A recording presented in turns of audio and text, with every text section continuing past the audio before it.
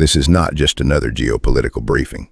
This is a structural inquiry into a far more unsettling question.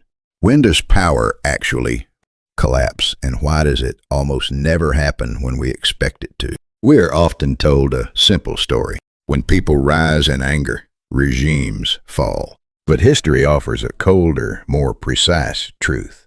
Anger is common. Collapse is rare. So the real question is not whether people suffer. It is this: what conditions must converge for a system to truly break? The three pillars of power. Every regime, authoritarian or otherwise, rests on three foundational pillars: economic viability, elite cohesion, military loyalty.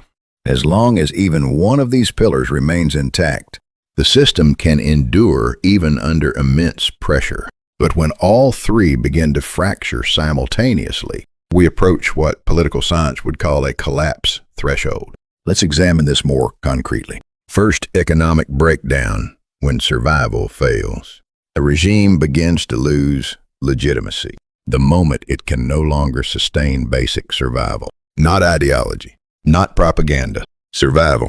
When people cannot eat, cannot work, cannot secure their future, they no longer ask whether the system is just. They conclude, this system cannot sustain life. History confirms this pattern repeatedly.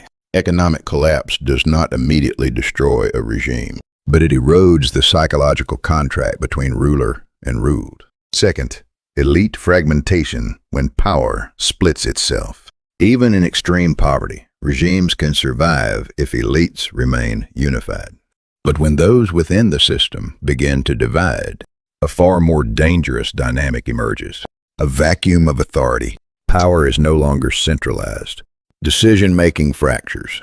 Competing factions emerge. At this point, collapse becomes not a question of public anger, but of internal competition. Third, military defection. When control disappears. This is the decisive factor. A regime does not fall when people protest. It falls when those ordered to suppress protest choose not to comply. The military, or its equivalent coercive apparatus, is the final guarantor of power. The moment loyalty weakens, control dissolves. And without control, power becomes an illusion. Why collapse is so rare? Now we arrive at a paradox. If suffering is widespread, why do regimes persist? Because collapse requires synchronization. Economic failure alone creates anger, but not revolution. Elite division creates instability, but not necessarily overthrow. Military weakness creates vulnerability, but not inevitability. Only when all three converge does collapse become probable. And this convergence is rare. A philosophical lens. Fear of dissolution. To understand this more deeply, we must move beyond political science into philosophy. Consider the perspective of the Tibetan Book of the Dead. It presents a profound insight. Human beings do not fear death as much as they fear the dissolution of the self. Now translate this into power. For ruling elites, power is not just authority. Power is identity. Power is existence itself. To lose power is not merely to lose control. It is to cease to be who they are. This is why regimes often act irrationally in their final stages. They are no longer optimizing for survival. They are reacting to something deeper, the terror of psychological annihilation. The Bardo state of regimes. In this framework, collapsing regimes enter what we might call a political bardo, a transitional state between existence and dissolution. In this state, rational calculation declines, extremity increases, risk tolerance expands. Leaders no longer behave as strategists. They behave as entities trapped between survival and disappearance. And in that condition, they often choose escalation over retreat.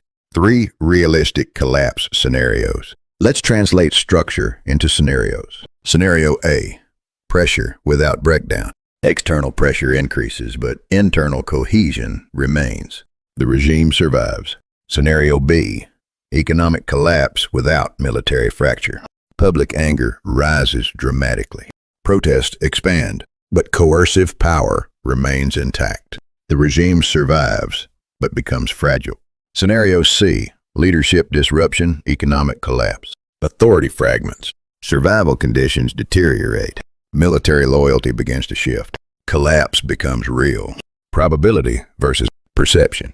Here is the crucial insight. Mass uprising, relatively high probability. Actual regime collapse, significantly lower probability. Why? Because revolution requires structure, not just emotion. Without leadership, without alternative power networks, without coordination, anger dissipates. Power, however weakened, remains. The final principle. Let us distill everything into one line. Regimes do not fall because they are attacked. They fall because they fracture internally. External pressure may accelerate the process, but it cannot replace internal collapse. A warning. And now, a final philosophical warning. When those in power begin to fear not death, but the loss of identity, they become capable of decisions that are no longer rational, but existential. At that point, what we are witnessing is no longer politics. It is the psychology of collapse. If you want to understand not just what is happening in the world, but what will happen next, then you must learn to read these structural signals. In the next lecture, we will go deeper. 3 signals when power is already over. If this perspective sharpened your thinking, subscribe, share, and stay with this series. Because once you see the structure, you no longer follow the news. You anticipate the ending.